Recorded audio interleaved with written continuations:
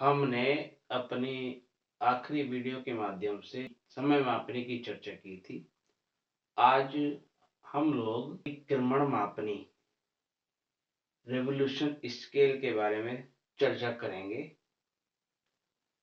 यहाँ पर बताया गया है कि यह दूरी ज्ञात करने के लिए कभी-कभी पहिए या गोलीय आकृति के माध्यम से दूरियों का मापन किया जाता है और उन दूरियों के मापन के आधार पर मानचित्र तैयार किए जाते हैं।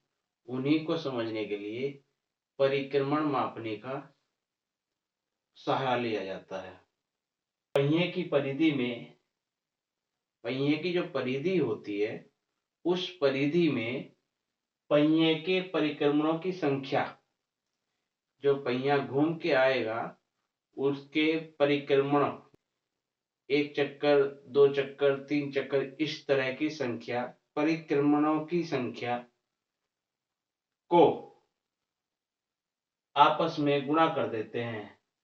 पहिए की परिधि और परिक्रमणों की संख्या, पहिए की परिधि और पहिए की परिक्रमणों की संख्या को आपस में गुणा करने पर परिक्रमण मापने प्राप्त हो जाती है।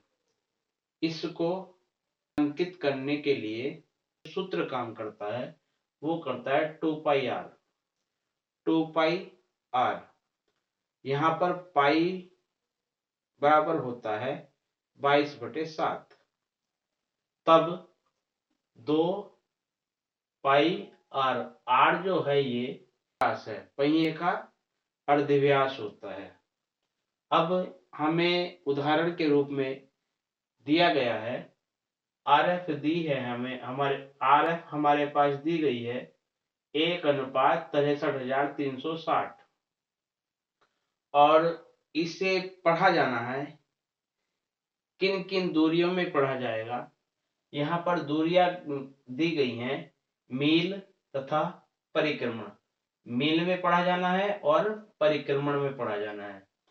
पहिए का अर्धव्यास दिया गया है 14 इंच, 14 इंच। अब पहिए का अर्धव्यास जो है हमारे पास, r बराबर कितना दिया गया है? 14 दिया गया। उदाहरण के अनुसार, प्रश्न के अनुसार, तब क्या करना है?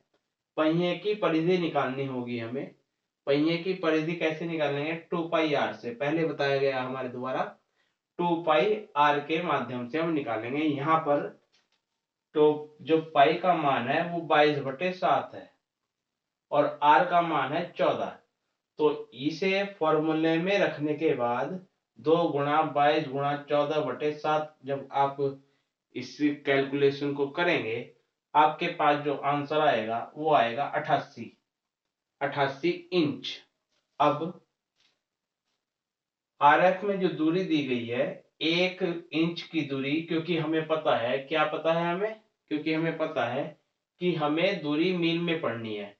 इस वजह से 1:63,360 जो है, यहाँ पर जो 1 है, ये जो 1 रहेगा ये आपका इंच रहेगा, क्योंकि मील में दूरी तय करनी है।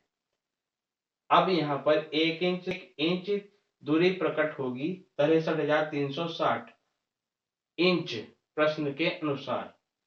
ये इंच है, यानी 1 इंच की दूरी आपके मानचित्र पर होगी और 63,360 इंच आपके धरातल पर होंगे। 63,360 की गुणा करेंगे हम 88 से परिक्रमण निकालने के लिए। 88 कौन सा? जो हमारा यहाँ पर उत्तर आया है।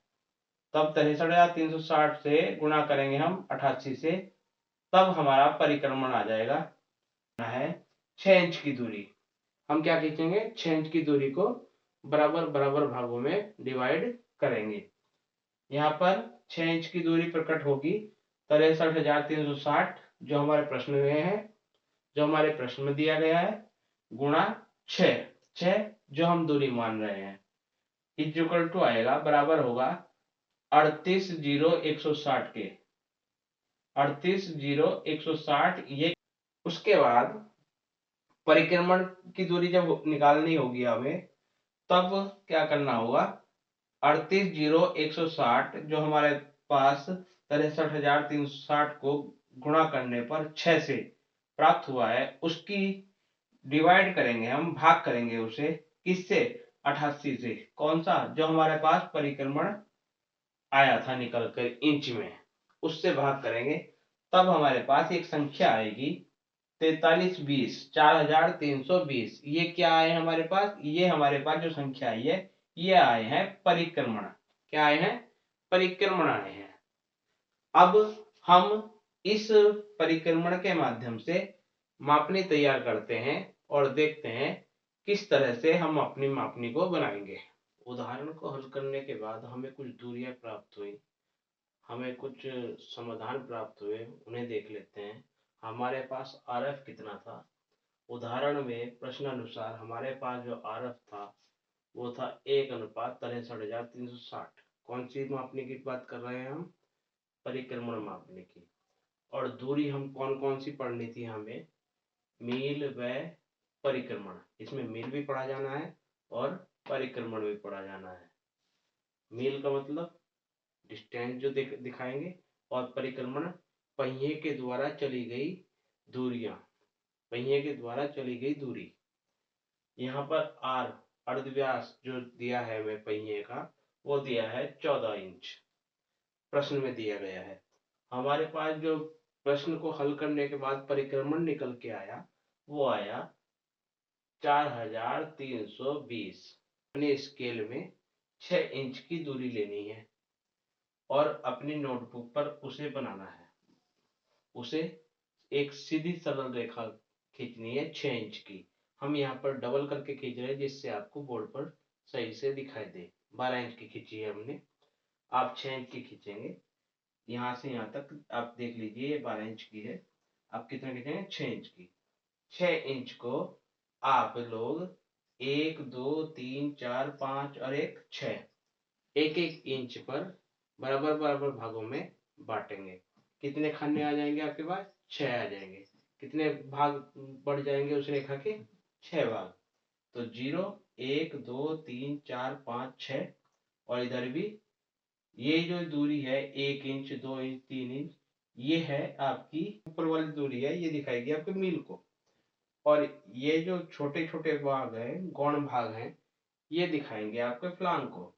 1 भाग 2 भाग 3 भाग 8 भाग किए गए हैं, यानी 1 मील में 8 फ्लांग होते हैं। आप ये चीज समझिए।